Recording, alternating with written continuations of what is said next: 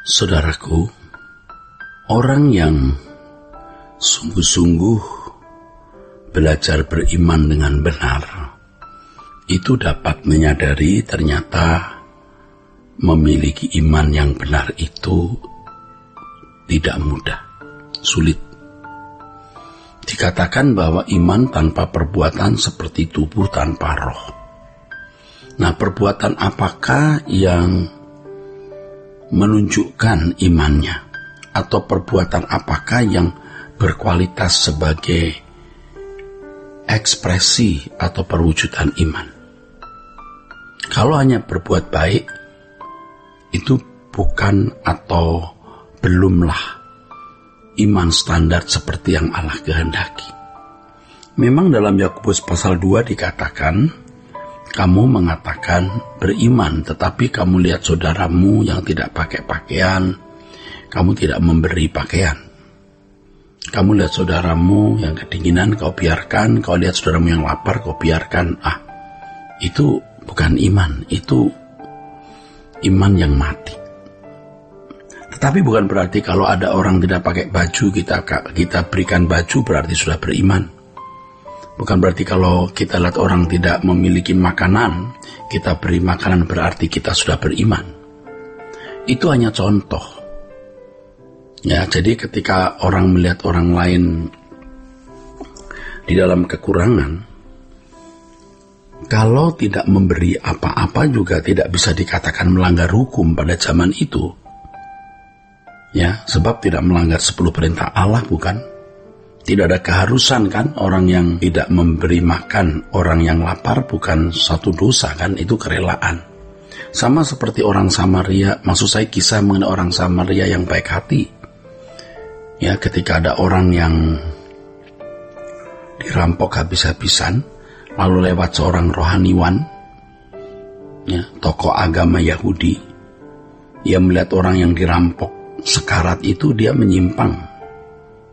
Dia mengambil jalan lain, dia sengaja membiarkan. Tidak dosa kan? Tidak salah, tidak ada keharusan kok. Orang tidak memberi makan orang lapar itu bukan dosa, bukan melanggar hukum maksudnya.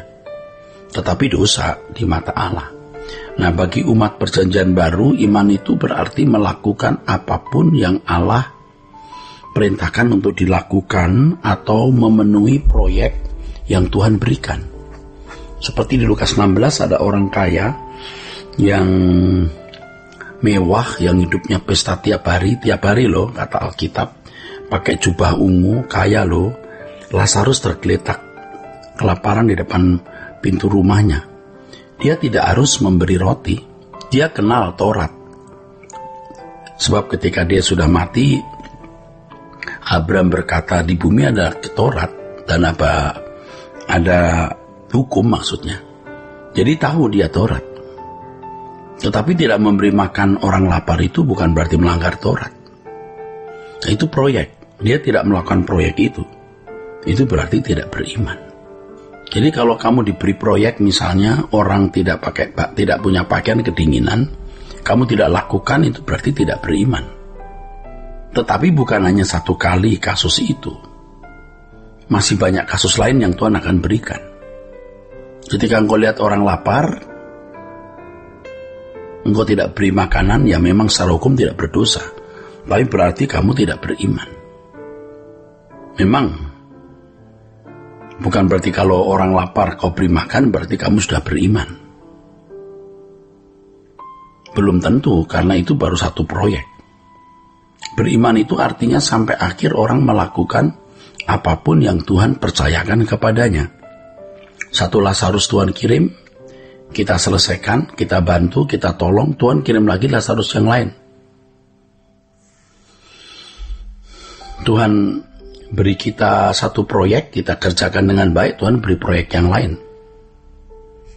Dulu ada pendeta yang berpikir, kalau satu orang saya tolong, lalu muncul lagi orang yang lain, capek nanti hidup saya. Tapi kemudian Tuhan tegur dia, bahwa Tuhan tidak akan memberikan kepadanya proyek yang dia tidak bisa kerjakan. Kalau Tuhan masih memberi proyek, Tuhan berarti masih memberi dia kemampuan untuk berbuat sesuatu Dan Tuhan pasti akan memberikan proyek-proyek yang lebih besar. Tuhan pasti melengkapi kebutuhan untuk menyelesaikan proyek-proyek itu.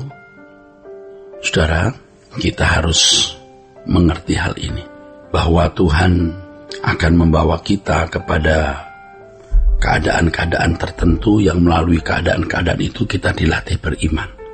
Bukan hanya menghadapi Lazarus yang harus kita tolong, tapi juga menghadapi orang-orang yang berbuat jahat, seperti menjolimi kita, memfitnah kita, mengkhianati kita, ya, mendatangkan kerugian kepada kita.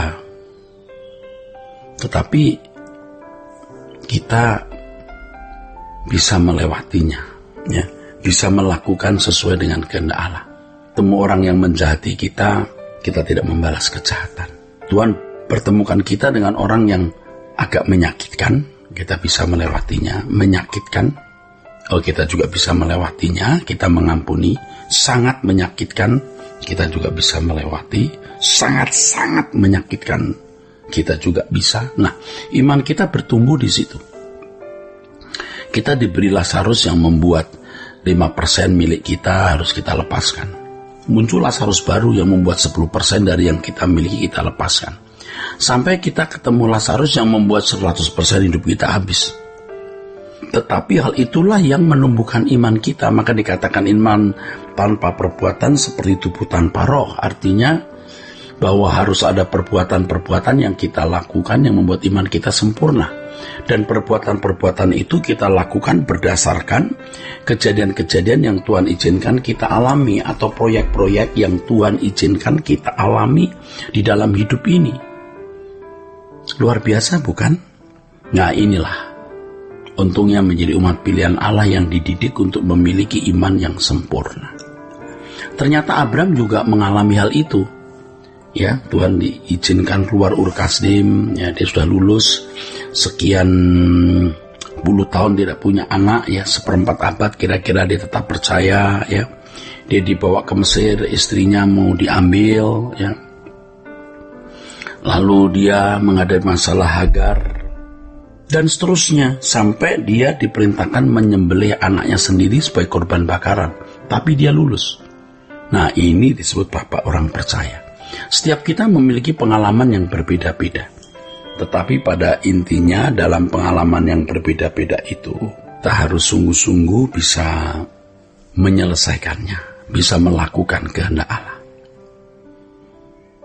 Jadi kita sekarang mengerti apa maksudnya perbuatan itu. Iman tanpa perbuatan seperti tubuh tanpa roh.